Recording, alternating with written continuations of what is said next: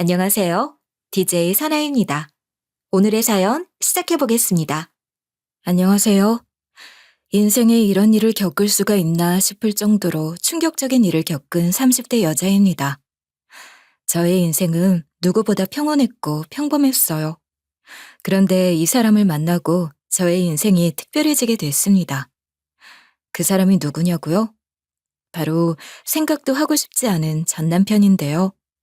아직도 그 인간을 떠올리면 온몸에 닭살이 오소소 돋을 정도입니다. 오늘은 그 인간과 저 사이에 일어난 일들에 대해 이야기를 들려드리고 싶어 사연을 보내게 됐어요. 잘 들어주시면 감사하겠습니다. 저는 어릴 적부터 아주 조용하고 내성적인 아이였어요. 낯을 많이 가리는 성격이라 누군가에게 먼저 손을 내밀고 다가가기보다는 조용히 주변을 관찰하고 둘러보면서 세상을 배워나가는 쪽에 가까웠어요. 그래서인지 또래들보다는 저보다 나이 많은 사람들과 어울리는 걸 더 편하다고 생각했고, 친구들 사이에서는 종종 애어른 같다는 말을 듣기도 했어요. 야, 송이는 우리랑 좀 다르지 않아? 생각하는 것도 다르고 말하는 것도 다르고. 나도 송이처럼 애늙은이 같아졌으면 좋겠다. 친구한테 애늙은이가 뭐냐? 송이야, 너무 기분 나쁘게 듣지 마. 너 어른스럽다고 칭찬하는 거니까. 사실 처음에는 친구들 사이에서 애늙은이 같다, 어른스럽다는 평을 듣는 것이 싫지 않았어요. 오히려 친구들과 나는 뭔가 다르구나 하는 자부심도 살짝 있었을 정도였답니다. 하지만 시간이 지날수록 그 말이 묘하게 기분 나쁘게 들리기 시작했어요. 마냥 좋아할 만한 이야기는 아니라는 생각도 들었죠. 마음속으로는 저도 또래 친구들처럼 아무 걱정 없이 깔깔거리고 웃고 떠들 수 있는 그런 아이로 보이고 싶었어요. 부모님은 맞벌이를 하고 계셨기 때문에 저는 대부분 집에 혼자 있는 시간이 많았어요. 밖에 나가서 뛰어노는 성격도 아니었기 때문에 집에 있을 때는 주로 방에서 혼자 책을 읽거나 텔레비전을 보면서 시간을 보내곤 했습니다. 가족들이랑 삼삼오오 모여 화목한 분위기 속에서 같이 밥을 먹는 시간 따위는 제겐 그저 사치일 뿐이었어요. 엄마, 아빠, 오늘 주말인데 같이 밥 먹을 수 있어요? 아니, 엄마랑 아빠는 오늘도 출근해야 해. 부엌에 김치찌개 끓여놨으니까 알아서 챙겨 먹든지 아니면 배달시켜 먹어. 식탁 위에 돈 놔두고 갈게. 여기서 찾아오는 외로움은 분명히 존재했어요. 하지만 그 외로움을 어디서 어떻게 해소해야 하는지 알지 못했기 때문에 그냥 마음속으로 꾹 삼키면서 살아갔죠. 차라리 말로 풀어내는 성격이라면 참 좋았겠지만 투정을 부리거나 때를 쓰는 타입이 아니었기에 참는 것이 편했습니다.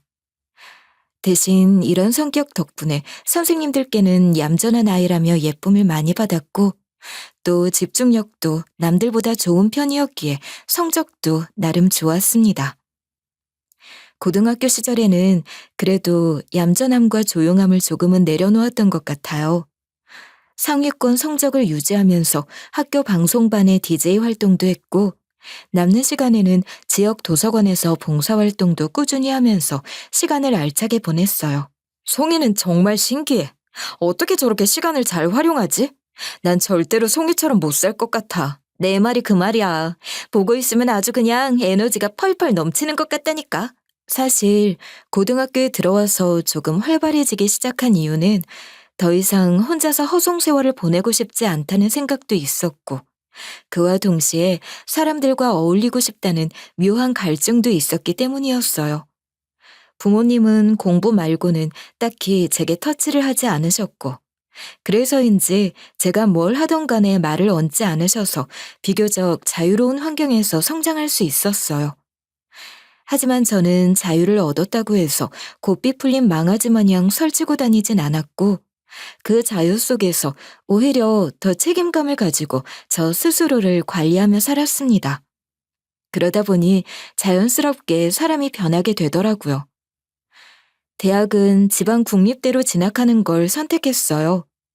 일단 국립이어서 등록금도 저렴했을 뿐 아니라 성적이 좋은 편이었기 때문에 장학금을 받으면서 학교를 다닐 수 있다는 메리트가 있었어요. 무엇보다 부모님께 등록금 부담을 드리지 않아도 됐기 때문에 딱히 선택의 여지 없이 국립대에 들어가게 됐습니다. 제가 선택한 전공은 행정학이었어요.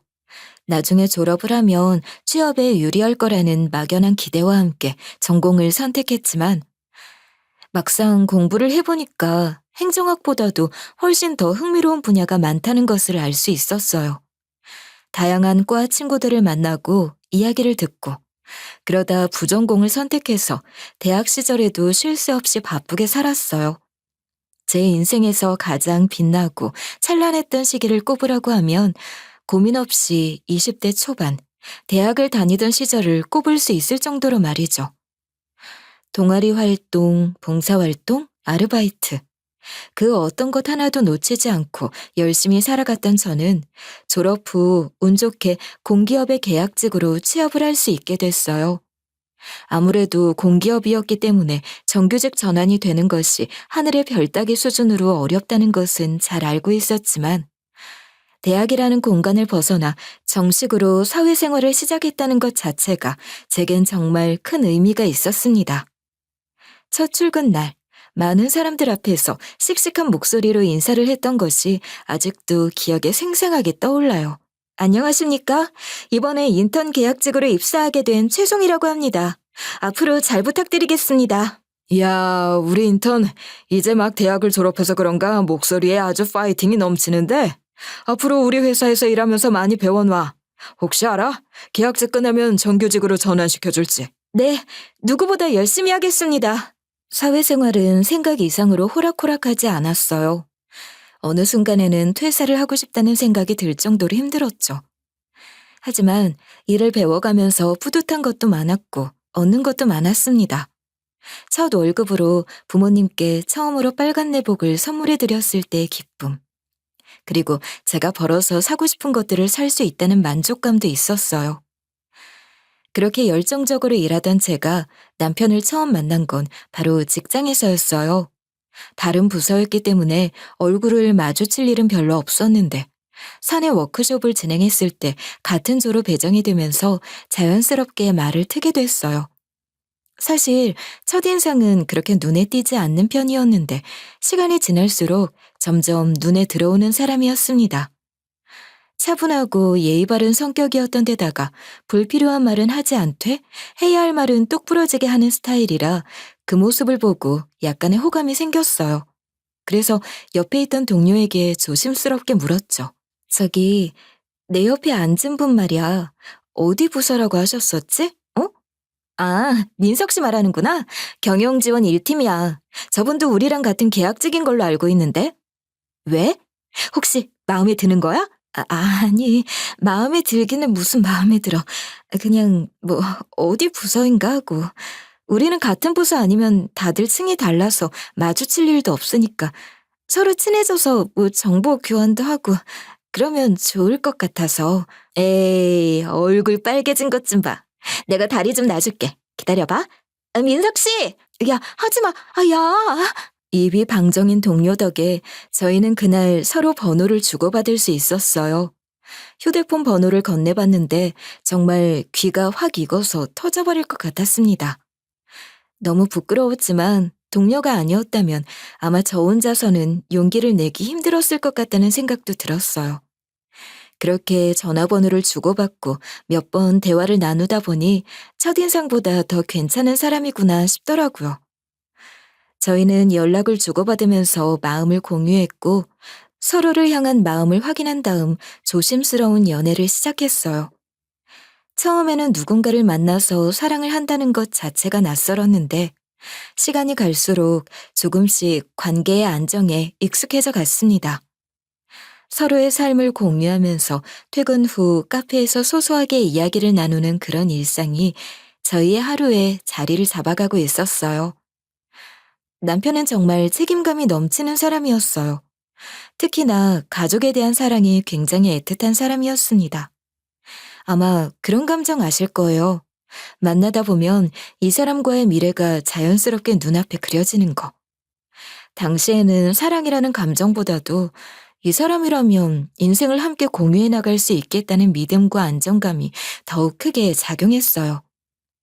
누구보다 가정적이었고 경제관념도 확실했으며 결혼에 대한 계획도 아주 구체적으로 세워두고 있는 사람이었던 남편은 저희 부모님께 처음으로 인사를 드릴 때에도 아주 겸손하게 행동했습니다.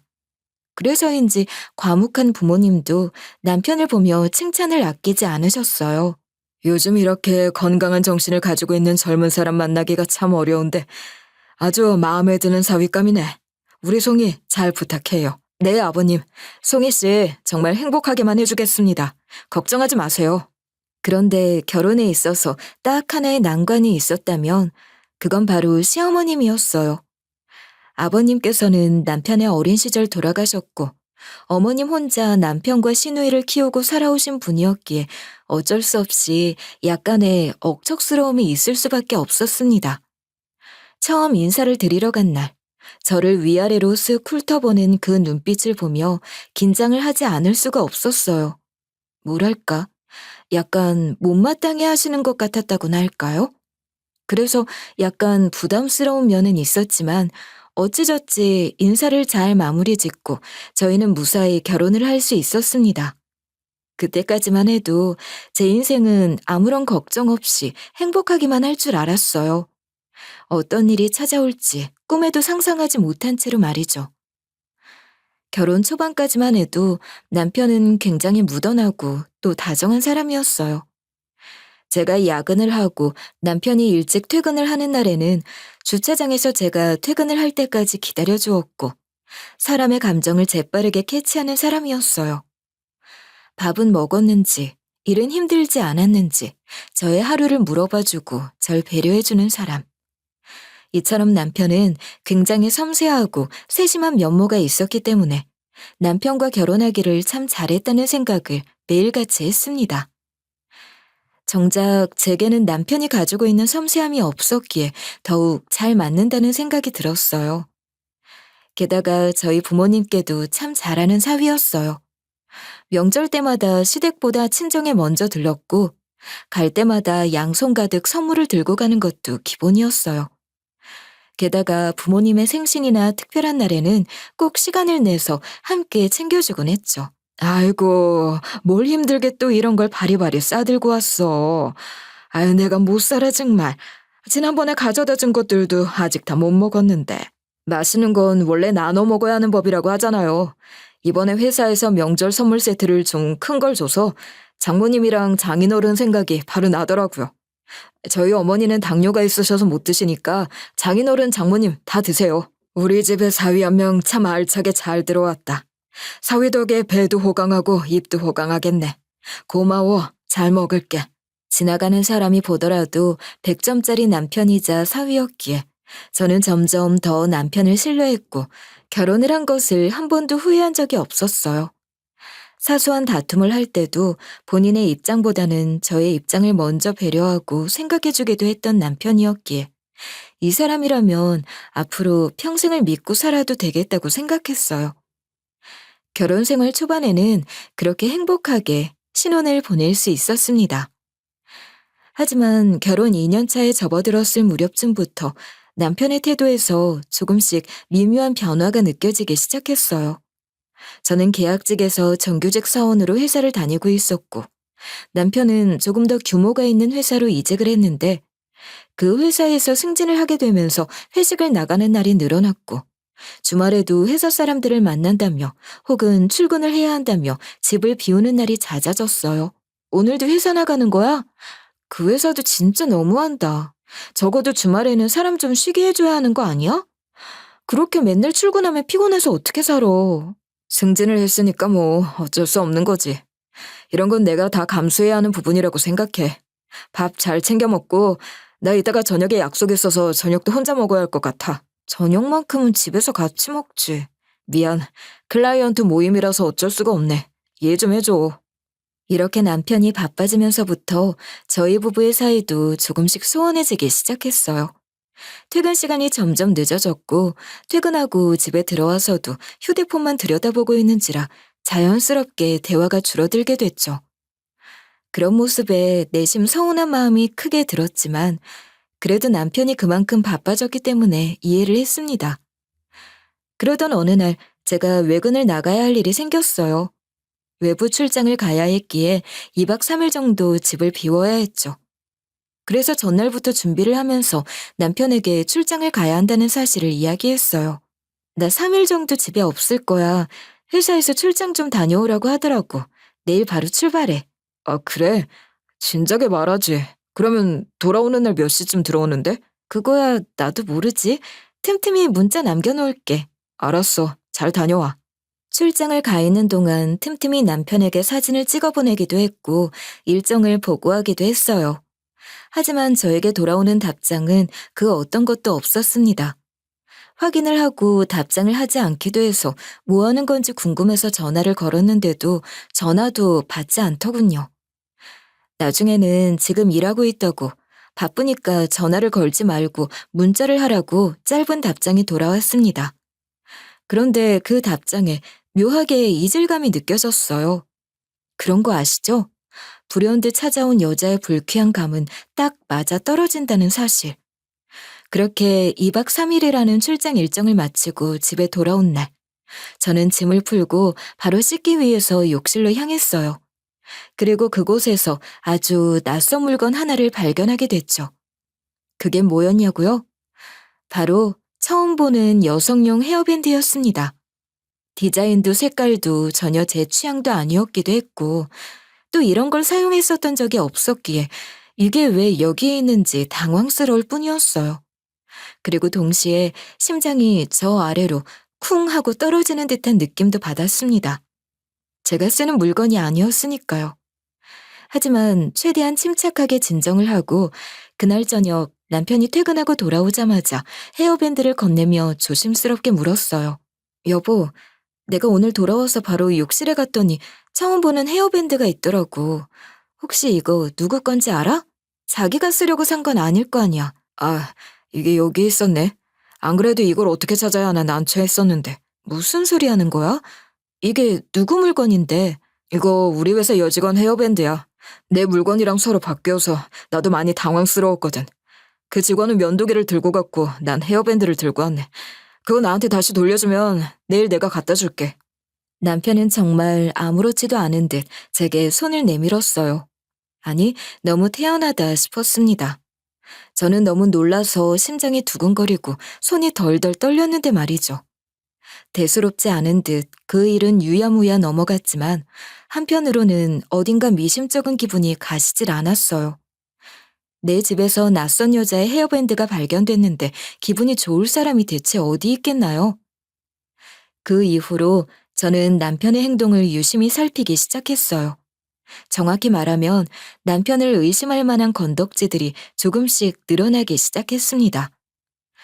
남편의 휴대폰을 불시에 확인했을 때 통화 목록들과 카카오톡 대화 내용들이 이상하리만치 깔끔하게 정리가 되어 있다던가, 특정 시간대에 연락이 두절되는 일이 잦았고, 옷 매무새나 향수가 바뀌는 등 예전과는 확연히 다른 모습들이 눈에 보였습니다. 향수 또 바꿨어?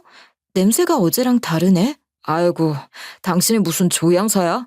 그냥 샘플로 받은 거 한번 뿌려봤어. 예전에는 향수향 독해서 뿌리기 싫다고 하더니 이제는 잘만 뿌리네. 나이 드니까 이런 향에 익숙해지게 되더라고. 당신도 한번 뿌려봐. 은은하게 향나는 거 나쁘지 않더라. 과하게 뿌리면 냄새가 나긴 하는데 나쁘진 않았어. 하지만 저는 그걸로 남편이 바람을 피고 있다는 것을 단정짓지는 못했어요. 심증만 있을 뿐 뚜렷한 물증이 없었기 때문이었죠. 그리고 그 무렵부터 어머니의 건강이 급격하게 악화되기 시작했어요. 평소에는 당뇨로 자주 병원을 들락거리셨기는 한데 하필 당뇨 합병증이 찾아오는 바람에 장기적으로 입원을 하고 퇴원하는 날들이 잦아졌어요. 아, 엄마, 진짜 당뇨약 좀 잘 챙겨 먹으라니까. 말을 지독하게도 안 듣더니 결국 이런 사단이 나네. 이것도 나름 스트레스인데 정말. 아까 간호사 선생님 하시는 말씀 들어보니까 주보호자는 한 명 이상은 꼭 와야 한다더라. 간병인들도 요즘은 하도 세상이 흉흉해서 못 믿는 추세라고. 난 회사 일 때문에 많이 바쁜데 오빠도 정신없지 요즘. 그렇긴 하지. 음, 좀 고민이 되는데, 어떡하지? 우리 다 돌아가면서 한 번씩 하는 걸로 할까? 아, 맞다. 언니는 거의 정시에 퇴근하지 않아요? 그러면 우리 대신 언니가 주보호자 좀 해줄 수 있어요? 나나 오빠는 야근을 하는 날이 많으니까 언니가 해주면 좋을 것 같아서. 해줄 수 있죠? 제가 어머님을 직접 돌보라고요? 어머님은 절 별로 안 좋아하실 텐데. 본인 병수발 들어주는 며느리를 싫어할 시어머니가 세상 천지 어딨어. 당신이라면 다른 간병인들 쓰는 것보다도 훨씬 더 마음 놓고 어머니를 맡길 수 있을 것 같아. 좀 부탁할게, 여보. 남편과 시누이는 각자 일이 바빴기 때문에 어머님을 제대로 돌볼 수가 없었고, 그렇다고 간병인을 쓰기에는 영 못 믿어온 부분들도 있었기 때문에 어머님을 돌보는 일은 자연스럽게 제게 맡겨지게 됐어요. 사실 제가 돌봐드리는 것이 제일 마음이 편한 일이었지만 한편으로는 걱정을 안 할 수가 없었습니다. 어머님은 절 딱히 마음에 들어하지 않는다는 것을 누구보다도 잘 알고 있었거든요. 아니나 다를까. 병간호를 시작한 날부터 어머님은 절 보며 인상을 찌푸리기 시작하셨어요. 야, 네가 왜 날 돌보러 와? 넌 집에 가고 간병인 불러와, 간병인. 어머님, 아범이랑 아가씨가 어머님 저한테 부탁한다고 했어요. 간병인 따로 안 쓰고 제가 어머님 직접 보살펴 드릴 거예요. 난 너 마음에 안 든다고. 필요 없다고. 썩 사라지란 말이야. 하루, 이틀, 일주일. 절 볼 때마다 고성을 지르시는 어머님을 보며 주변에 있던 환자분들과 보호자분들도 저마다 한마디씩 말을 얹기 시작하셨습니다. 며느리가 시어머니를 잘 모시겠다는데 왜 그러는 거냐. 굴러 들어온 복을 제 스스로 걷어차는 것 같다. 대부분 이런 반응을 보이시곤 했죠. 어머님은 이 정도로 절 홀대하셨고 저도 그런 어머님을 견뎌내며 하루하루 지쳐가고 있었고 결국 견디다 못한 저는 남편에게 조심스럽게 이 부분에 대한 이야기를 꺼냈습니다. 어떻게든 해결을 제대로 보지 못하면 제가 정신이 나가버릴 것 같았거든요. 여보, 어머님 간호하는 거 말이야. 돈이 좀 많이 들어도 간병인을 고용하는 게 어떨까? 어머님이 내가 가서 돌봐드리는 걸 별로 안 좋아하시는 것 같아. 창피하시는 건지, 아님 그냥 내가 싫으신 건지. 뭐? 그럴 리 없어. 어머니가 당신을 얼마나 좋아하시는데. 그냥 몸이 안 좋으셔서 예민해서 그러시는 거겠지. 간병인 그거 한 번 쓸 때마다 돈이 어마어마하게 깨지고 요즘 뉴스 보니까 안 좋은 기사들도 많이 뜨고 그러던데. 미안하지만 당신이 수고를 좀 해줘. 남편은 제 속을 아는지 모르는지 그저 어머님의 비위를 잘 맞춰드리기만 하면 된다는 말을 했습니다. 아픈 사람을 직접 돌보지 않는 사람은 그 고충을 알 턱이 없구나 라는 생각이 들더군요. 이때 알아차려야 했어요. 남편이 어떤 사람인지, 저희에게 어떤 말도 안 되는 일이 일어날지에 대해서 말이에요. 그렇게 어머님이 몇 번의 입퇴원을 반복하고 저도 병간호에 점점 정신적으로 신체적으로 지쳐가던 어느 날 어머님이 병원 침대에서 떨어지는 낙상사고를 당하게 되셨어요. 원래 낙상사고의 경우 엉덩이 부분부터 떨어지거나 몸의 옆쪽으로 떨어지는 경우가 다반사인데 불행히도 어머님은 떨어지실 때 머리부터 떨어지시는 바람에 부상의 정도가 심각했습니다.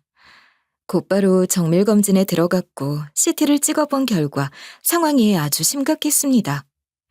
어쩌면 최악의 경우 평생 의식 없이 식물인간으로 살아야 할 수도 있는 상황이었어요. 여기 보시면 신상도 다 손상이 되어 있고 머리 쪽으로 이상 소견도 보이고 있습니다. 우선 기다려 봐야겠지만 지금 상황으로 보면 식물인간이 되실 가능성이 매우 높습니다. 선생님, 기적이 일어날 확률은 몇 퍼센트 정도 되는 건가요? 저희 어머님 정말 못 깨어나시는 거예요? 저희는 항상 만에 하나의 가능성을 두고 환자분들을 치료하고 있습니다. 대충 1, 2% 정도의 가능성은 희박하게 남아있으니 우선은 중환자실에서 차도를 한번 기대해 봅시다. 청천벽력 같은 소식에 하늘이 까매지는 기분이 들었어요.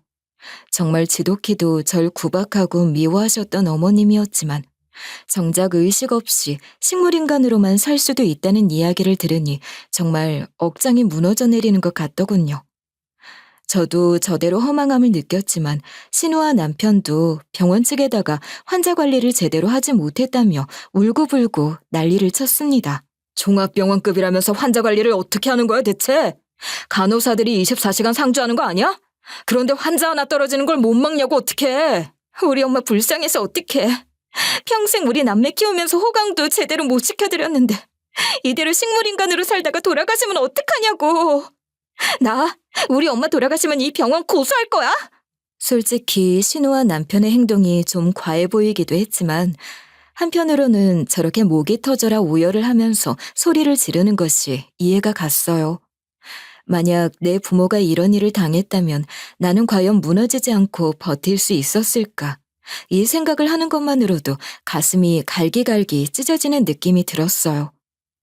남편과 신우는 당장 회사를 그만둘 여력이 없었기 때문에 늘 그랬던 것처럼 제가 어머님을 돌보게 됐어요. 마침 회사에도 퇴사를 신청해둔 상태였기에 시간적으로도 어느 정도 여유가 있었습니다. 그러다 보니 자연스럽게 병원에 머무는 시간이 늘어나게 됐어요. 그렇게 오열을 하고 소리를 지르던 남편과 신우는 며칠 동안은 거의 매일 찾아왔지만 시간이 지나면서 점점 찾아오는 횟수가 줄어들게 됐고 결국엔 2주에 한두 번 얼굴만 비추는 정도로 병원에 찾아왔어요. 솔직히 현실적으로 두 사람 모두 바쁠 수 있다는 건 이해했지만 그래도 한편으로는 자기 엄마가 저렇게 아픈데 일이 먼저인가 싶은 생각도 들었어요. 제가 전담으로 간병을 하다 보니 중환자실 간호사분들도 제 얼굴을 기억하게 되었고 하루에도 여러 번 들락날락하는 저에게 늘 따뜻한 말을 건네주셨어요. 보호자님들은 다 고생을 많이 하시는데 이렇게 며느님 혼자 와서 병간호하시는 분들은 거의 없으세요. 정말 효부이신 것 같아요. 네, 그래도 저희 어머님께서 저한테 잘해주셨어서요. 미운정 고운정 다 들었는데 저렇게 누워 계시니 마음이 영 안 좋아요.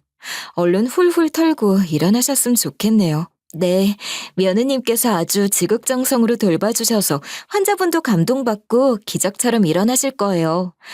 저 중환자실에서 일한 지만 13년이 되었는데 식물인간 진단 받으시고 깨어나신 분들도 더러 계시거든요. 절대로 희망 잃지 마세요. 미우나 고우나 건강한 것이 제일 좋은 것이었기 때문에 저는 어머님께서 얼른 자리를 털고 일어나 주시기만을 바랬어요. 저한테 욕지거리를 하셔도 좋고 손을 올리셔도 좋고 이유 없는 구박을 하셔도 좋으니 제발 정신만 차려주시기를 빌고 또 빌었죠. 하지만 이런 제 마음을 아는지 모르는지 어머님은 건강에 전혀 차도가 없었고 저는 매일 아침마다 면회를 가서 어머님의 손을 꼭 잡고 귓가에 속삭였어요. 어머님, 얼른 일어나셔야죠. 아범이랑 아가씨, 그리고 제가 이렇게 애타게 기다리고 있잖아요. 어머님께서 깨어나시기만 한다면 전 더 바랄 게 없을 것 같아요. 저의 간절함이 부디 하늘에 닿기를 바랬습니다. 시간이 지날수록 남편과 신우는 본인들 살아가는 것이 바빠 저와 어머님을 전혀 신경 쓰지 않았어요. 남편은 집에 늦게 들어오는 시간이 늘어갔고 술에 취해 들어오는 날들도 다반사였죠.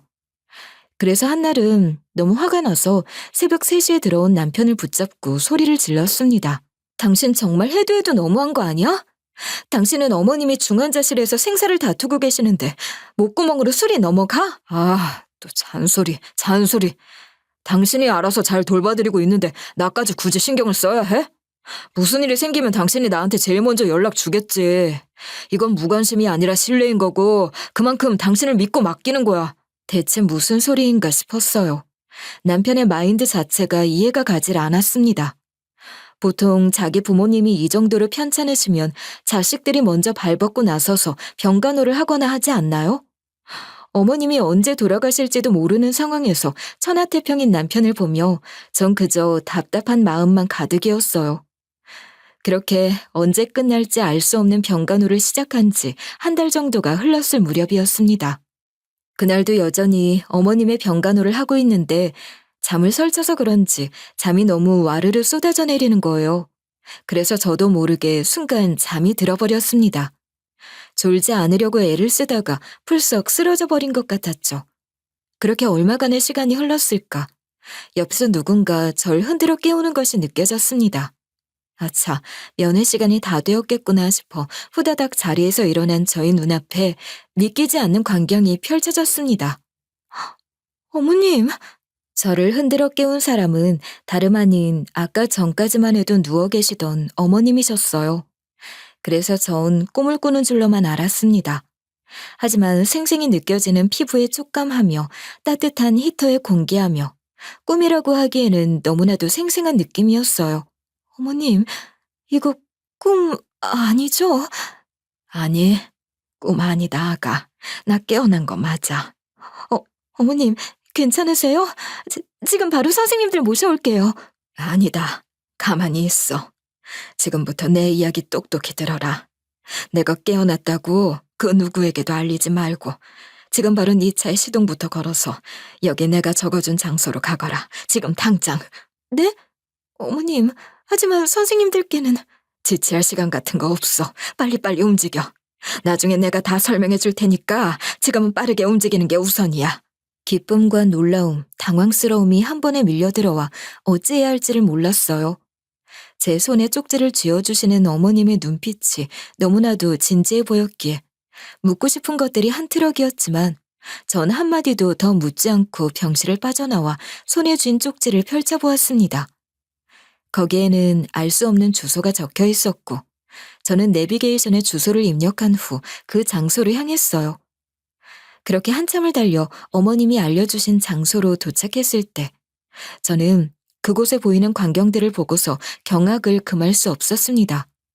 정말 엄청난 진실들이 절 기다리고 있었거든요. 어머님이 알려주신 그 장소는 생각보다 훨씬 외진 곳에 있었습니다. 인적이 드문 시골, 산 쪽이었어요. 내비게이션이 알려준 길을 지나서 한참 동안이나 포장되지 않은 울퉁불퉁한 흙길을 따라 달렸고 나중에는 가로등 불빛 하나 보이지 않았습니다. 조만간 귀신이 뛰어나올 것 같은 흉흉한 느낌이 들어서 무섭기까지 하더라고요. 대체 여기는 뭐 하는 곳이야? 곧 야생동물 같은 거라도 튀어나올 것 같은데 여기는 대체 뭐하러 가보라고 하신 거지? 민가조차 없는 이곳에 어머님이 대체 왜 오라고 하신 건지 너무나도 궁금했습니다. 그리고 어떤 것들이 저를 기다리고 있을지에 대해 두근거리고 무섭기도 했어요. 어지간하면 이런 곳으로 오라는 이야기를 하지는 않으니까 말이죠. 그렇게 도착해서 차에서 조심스럽게 내려 한 걸음씩 내디딜 때마다 바스락거리는 낙엽 소리가 정적을 깨 부쉈고 점점 안쪽으로 발걸음을 옮기다 보니 오래된 묘지들이 모습을 드러냈어요. 묘지에는 이름들이 쭉 적혀 있는 걸로 봐서 아무래도 공동묘지로 쓰이고 있는 선상 같다는 생각이 들었습니다. 관리가 오래되지 않은 건지 풀이 아주 무성히 자라 있었죠. 비석들은 다들 이끼가 끼어 있어서 몇 개는 형태조차도 알아보기 힘들었습니다. 그런데 그 묘들 사이에 익숙한 이름이 적혀 있는 비석 2개가 눈에 들어왔어요. 하나는 어머님의 이름으로 되어 있는 묘였고 나머지 하나는 제 이름으로 되어 있는 묘였습니다. 그 묘는 비석만 세워진 채 마치 주인을 기다리고 있는 것 같아 보였어요. 이게 무슨 말도 안 되는... 난 아직 살아있는데 내 이름으로 된 비석이 왜 있는 거야? 어머님 이름도 있고... 저는 아직 살아있고 어머님도 아직 살아계신데 대체 어느 누가 이런 비석을 세워놓은 건지 상식적으로 이해할 수가 없었어요. 그리고 어머님께서 주신 쪽지 아래에는 이런 글도 적혀 있었습니다. 집으로 가보면 그 인간들이 무슨 계획을 세우고 있는지 확인할 수 있을 거야. 내 방 화장대 3번째 서랍을 열어봐. 어머님께서 말씀하시는 그 인간들이 누구인지 그때는 알지 못했어요. 이미 현장을 확인했을 때부터 머릿속은 터져나갈 것 같이 복잡했지만 일단 무덤 앞에서 사진을 여러 장 찍었습니다. 사진도 찍어놓고 혹시 몰라 영상까지 촬영해두었죠. 그렇게 정신없이 촬영을 한 후 전 곧장 어머님 댁으로 향했어요. 운전대를 잡고 있는 손에는 땀이 흘러 축축하게 젖어갔고 머릿속은 온갖 생각으로 복잡해졌어요. 이때까지만 해도 대체 무슨 일이 일어나고 있는 것인지에 대해 전혀 인지를 하지 못했습니다. 그리고 어머님 댁에 도착한 저는 조심스럽게 안으로 들어갔어요. 어머님께서 한 달 넘는 기간 동안 집을 비워두셨기에 사람의 온기라고는 찾아볼 수도 없었을 뿐 아니라 묘한 서늘함마저 감돌았어요. 조심스럽게 안으로 들어가 어머님께서 알려주신 화장대에 세 번째 서랍을 열어보았어요. 서랍장 안에는 삐뚤빼뚤한 글씨로 쓰여져 있는 유언장이 하나 있었습니다. 그런데 내용이 정말이지 터무니없었어요. 이게 뭐야? 나 김말수는 세상을 떠나면 며느리에게는 재산을 단 한 푼도 증여하지 않으며 큰아들에게 90%, 딸에게 10%의 재산을 증여하겠다고? 말도 안 되는 내용이었습니다. 유산을 분배하는 비율 자체가 잘못됐다는 생각이 들었죠. 아무리 남편이 장남이라고 한들 유산을 이렇게 나눠주는 것 자체가 말이 안 된다고 생각했어요. 그런데 한 번 보고 두 번 보고 아무리 둘러봐도 뭔가 이상하다는 생각을 지울 수가 없었습니다. 여태 제가 봐온 어머님의 필치와는 정말 많이 달랐거든요. 아니, 비슷한 듯 보였지만 자세히 들여다보면 어머님의 글씨가 아니었습니다. 어머님의 필체를 따라한 것 같은, 오히려 제 눈에는 정말 익숙한 글씨체가 아닐 수 없었어요. 그 글씨체가 누구의 글씨체였는지 궁금하시죠? 바로 남편의 필체였어요. 저는 남편과 부부였기 때문에 자세히 들여다보지 않아도 한눈에 알아볼 수 있었습니다. 아무래도 이렇게 허위 유언장을 작성해서 어머님이 돌아가시게 되면 변호사에게 공증으로 제출할 생각이었던 것 같아요. 그리고 어머님께서 가지고 계신 유산을 본인 혼자 독식할 심산이었겠죠. 그리고 유언장 옆에는 낡은 휴대폰 하나가 놓여 있었는데 쪽지에는 그 휴대폰 속 사진첩을 확인해 보라는 내용이 적혀 있었습니다. 그래서 저는 그 말대로 휴대폰을 열어 사진첩을 확인했는데 그 안에는 믿을 수 없는 사진들과 영상들이 한가득 들어 있었어요. 세상에, 이게 다 뭐야? 이 여잔 대체 누구지? 남편과 낯선 여자가 딱 달라붙어서 다정하게 찍은 사진들. 남편은 저 말고 다른 사람을 만나고 있는 것 같아 보였어요. 즉, 내연녀가 있었고 내연녀와 함께 어머님을 해하고 유산을 혼자 독식하려는 속셈을 가지고 있는 걸로 보였습니다. 신우에게는 들키지 않을 정도로만 유산을 나눠주고 어머님의 필체를 기억해서 허위로 유언장을 작성해 놓은 걸로 추측했어요. 그런데 더 웃긴 게 뭐였는 줄 아세요? 그 휴대폰의 주인이 바로 내연녀였다는 사실이었어요. 그 안에는 사진첩 말고도 녹음 파일들도 존재했습니다. 저는 조심스럽게 하나하나 녹음 파일을 모두 들어보았어요. 와, 그런데 듣자마자 기가 썩어버리는 줄 알았습니다. 이거 어차피 사고로 위장하면 그만이야. 우리가 한 짓이라는 것도 모를 거고 어머니께서 사용하시는 병실은 2인실인데 지금 혼자 쓰고 계시니까 티도 안 나겠지. 아, 그래? 거기 병동 간호사들은 어때? 혹시나 낯선 사람이 왔다 갔다 하면 티가 날 수도 있잖아. 이상한 사람이라고 경찰에 신고라도 하면 어떡하게. 난 일 복잡해지는 거 딱 질색이야. 계획도 잘 세워야 하는 거라고. 내가 한번 테스트를 해봤는데 거기 병동 간호사들 관심도 없어. 그러니까 얼마든지 위장 가능하다는 소리야. 걱정하지 마. 어차피 우리 계획은 뭐 하나 틀어짐 없이 아주 완벽하게 구현될 거니까. 그래도 만에 하나 대비해서 장치를 준비하는 게 낫지 않겠어? 나중 가서 일 꼬이는 것보다는 훨씬 나을 것 같은데, 자기. 아유, 우리 자기는 정말 겁도 많다니까. 걱정하지 마. 만약에 무슨 일이 생긴다고 하더라도 우리 자기한테는 절대로 피해 안 가게 내가 온몸으로 막아줄게. 어머니 유산이 내 손에 들어오기만 하면 바로 이혼하고 자기랑 외국으로 나가서 살 거야. 동생이랑도 연을 완전히 끊어버리고. 정말이지? 약속했다? 통화 내용을 들은 저는 온몸에 소름이 쫙 끼치는 듯한 느낌을 받았어요. 팔을 만져보니 온 팔에 닭살이 돋아있더군요. 되도 않는 행복 회로를 돌려대는 남편의 목소리를 들으며 속 깊은 곳에서부터 욕지기가 올라오는 것 같은 느낌을 받았어요. 아내가 있는 사람이 바람을 핀다는 것도 이해가 가지 않았지만 어머님의 유산을 노리고 한 행동은 도저히 용서를 할 수가 없을 것 같았습니다. 대체 자기 어머니에게 고의로 피해를 입힐 생각을 어떻게 한 건지. 남편의 생각 자체를 이해할 수도 받아들일 수도 없었어요. 그리고 마지막 음성 메시지에는 남편과 바람을 피운 여자의 음성만이 들려왔습니다. 처음부터 끝까지 이 내용들을 다 들으셨을 거라고 생각해요. 이 인간은 돈을 위해서라면, 자신의 권력을 위해서라면 가족도 아내도 없이 야망만 쫓는 아주 무서운 사람이에요. 이 사람의 더러운 면모를 부디 세상에 알려줬으면 하는 마음을 담아 음성을 녹음해서 저장합니다. 이 음성을 아내분께서 꼭 들어주시기를 바라고 또 바랍니다. 그리고 혹시나 해서 말하는 건데, 난 당신 남편 좋아한 적도 사랑한 적도 없어요. 오직 복수 하나만 생각하고 도움드리는 거니 오해하지 말아주세요. 겉으로는 남편의 내연녀 같아 보이던 그녀는 사실 저와 어머님의 조력자였어요. 겉으로 연인인 척 연기를 하면서 속으로는 모든 증거를 수집하고 있었던 거였죠. 남편이 좋아서 바람을 핀 것이 아니었고 작당 모의를 하면서 증거를 만들어내고 행동에 복선을 남겨놓고 어떻게 보면 머리를 쓴 거라고도 할 수 있었어요.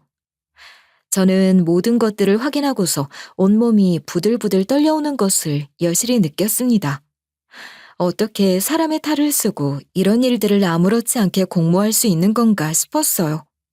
무엇보다 더 충격적이었던 건 어머님이 돌아가시고 나면 다음 타겟은 저였다는 사실이었습니다. 저의 비서까지도 마련이 되어 있었으니까요. 이 일을 지금에서라도 알게 되어 참 다행이라는 생각이 들었어요. 한참 동안 망설이고 있던 저는 전화기를 들어 어머님께 전화를 걸었습니다. 어머님, 저 어머님 댁에서 모든 것들을 다 확인했어요. 조작된 유서도 확인했고 전화기에 담겨있는 사진하며 음성 메시지까지 전부 다 확인했어요. 이제 어떻게 하면 될까요? 말씀만 해주세요. 제가 어머님을 위해서 할 수 있는 일이라면 뭐든지 가리지 않고 할 테니까. 그래, 모두 봤구나. 아가, 정말 내 옆에서 날 도와줄 수 있겠니? 걔를 막을 수 있는 건 우리뿐이야. 어떻게 해서든 처벌받을 수 있도록 만들어야 해. 당연하죠, 어머님. 뭐든 시켜만 주세요. 해낼 테니까. 남편이 저희 두 사람에게 피해를 입히려고 작당을 했던 만큼 이제는 저와 어머님도 마냥 가만히 있지만은 않기로 했어요. 그래서 제대로 복수의 날을 갈았습니다. 이 지독한 굴레들이 끊어질 수 있도록 말이죠. 모든 자료를 가지고 다시 병원으로 향한 저는 어머님과 손을 꼭 맞잡고 많은 대화를 나누었어요.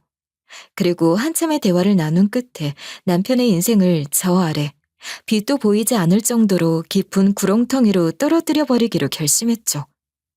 어머님의 낙상 사고가 우연히 일어난 사고가 아닌 남편이 계획적으로 꾸민 범죄였다는 것부터 시작해서 요 휴대폰 안에 들어있는 모든 것까지 경찰에 제출하기로 마음을 먹었습니다. 어머님은 회복을 마친 후 남편에게도 신우에게도 알리지 않은 채로 조용히 퇴원을 하셨어요. 아직까지 거동은 불편하셨기에 저는 어머님을 업어 차로 모셨고 그 길로 곧장 경찰서를 찾아갔습니다. 그리고 내연녀가 제공해준 사진과 영상, 남편이 위조해 놓은 유언장과 묘지 사진, 녹음 파일 등 저희가 가지고 있는 모든 증거를 한 치의 망설임도 없이 제출했어요. 일반 가정 불화 같은 경우에는 개인끼리 해결을 보시는 게 가장 빠릅니다.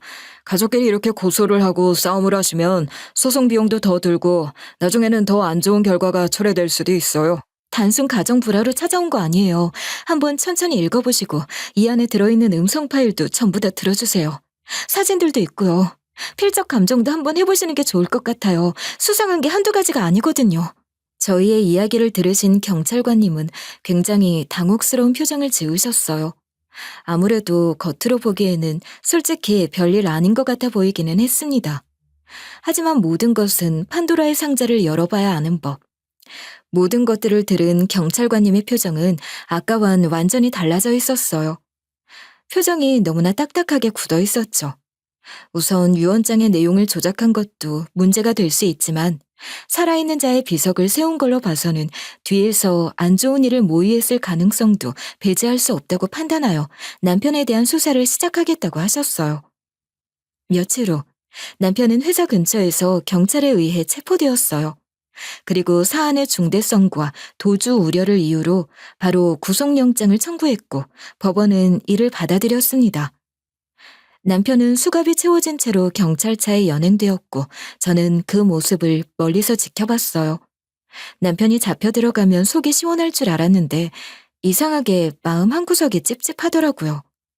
수사를 진행하는 과정에서 남편의 옆에 있었던 내연녀는 모든 사실을 실토했습니다. 유언장 위조한 거 맞아요. 이걸 변호사님에게 가져다 드리면 저절로 자신의 통장에 유산이 꽂힐 거라고 당당하게 이야기했고요. 어머님의 낙상 사고도 이 인간이 꾸민 거 맞습니다.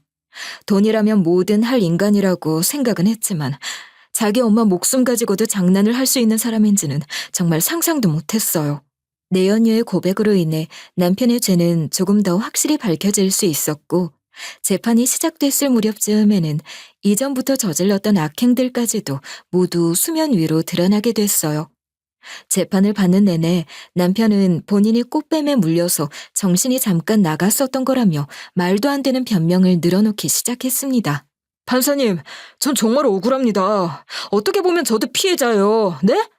그냥 꽃뱀 짓에 당한 거라고요. 어머니 유산만 받아오면 된다고. 그럼 된다고 해서 그랬던 건데 그게 선처 사유가 된다고 생각하나요? 이유야 어찌됐던 간에 결국 본인 어머니에게 위해를 가하려던 것은 부정할 수 없는 사실 아닙니까? 그게 그러니까. 판사는 더 볼 것도 이야기할 것도 없다는 듯 한숨을 푹 쉰 채로 판결을 내렸어요.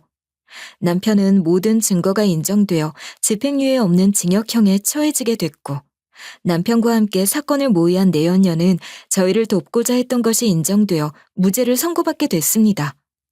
그리고 그와 동시에 남편과는 완전히 이혼을 하게 됐어요. 재판이 끝난 후 저는 하늘을 바라보면서 깊은 한숨을 내쉬었어요. 끝까지 잘못했다는 말은 하지 않고 본인이 변명하기에 급급한 전 남편이 참 한심스럽게 짝이 없다는 생각이 들었어요. 그리고 어머님께서는 제 손을 꼭 잡아주시면서 제게 사과를 하셨어요. 미안하다, 아가야. 정말 미안해. 내가 너한테 모질게 군 건 다 이유가 있었어. 내 아들이 어떤 사람인지 난 진작에 알고 있었고 그동안 만나왔던 사람들이 어찌 되는지도 직접 두 눈으로 지켜봤어. 너마저도 그 손에 망가지는 걸 두 눈 뜨고 볼 수가 없었단다. 그래서 일부러 나를 세우고 널 끝까지 몰아붙였던 거란다. 많이 힘들었지 그동안. 아니요 어머님, 저 하나도 안 힘들었어요. 그래도 어머님이 그렇게 몰아붙여주신 덕분에 지금 이 일을 알 수 있었던 거라고 생각해요. 정말 감사해요 어머님. 어머님이 절 살리신 거예요. 알고 보니 남편은 여태까지 쭉 만나던 사람들이 많았고 어머님의 전략대로 나가떨어진 여자들이 정말 많았다고 했어요. 그런데 저만은 예외였기에 끝까지 본인을 포기하지 않고 모시려고 했기 때문에 구하고자 했던 생각이 들었다고 하시더라고요. 더 큰일이 나기 전에 말이죠. 어머님의 말을 듣고 나니 어머님께서 왜 저한테 그렇게 까칠하게 행동을 하신 건지 이해를 할 수 있게 됐어요. 그렇게 악몽으로 이어질 수 있었던 고리들은 모두 끊어지게 됐지만 모든 것이 끝났다고 해서 제가 곧바로 일상을 회복할 수 있었던 것은 아니었어요. 거의 매일같이 악몽에 시달리면서 잠에서 자주 깨고 외출조차 두려워질 정도로 깊은 트라우마가 제게 남게 됐어요. 그래서 결국 견디다 못해 정신과 치료를 받으며 하루하루를 버텨냈고 시간이 흐른 지금에서야 조금씩 숨을 돌릴 수 있게 되었어요. 그래도 다행인 것 중 하나는 어머님 옆에 꼭 붙어 있었던 덕분에 악마 같은 남편놈의 민낯을 볼 수 있게 됐다는 것이었습니다. 트라우마는 남았지만 목숨은 지킬 수 있었으니 그걸로도 충분히 만족하면서 살아가고 있어요. 안 좋은 기억은 언젠가 휘발될 거라 믿으면서 말이죠. 세상은 여전히 불완전하고 사람은 시시때때로 마음이 변할 수 있지만 결국 진실은 드러나고 악은 그 대가를 받는다는 것을 믿고 살아가고 있어요. 어떤 일이 있어도 본인 스스로를 지켜내는 것이 중요하다는 사실을 꼭 기억해 주셨으면 합니다. 저의 긴 이야기를 들어주셔서 감사드리며 더운 여름 무사히 건강하게 잘 보내시기를 바래요.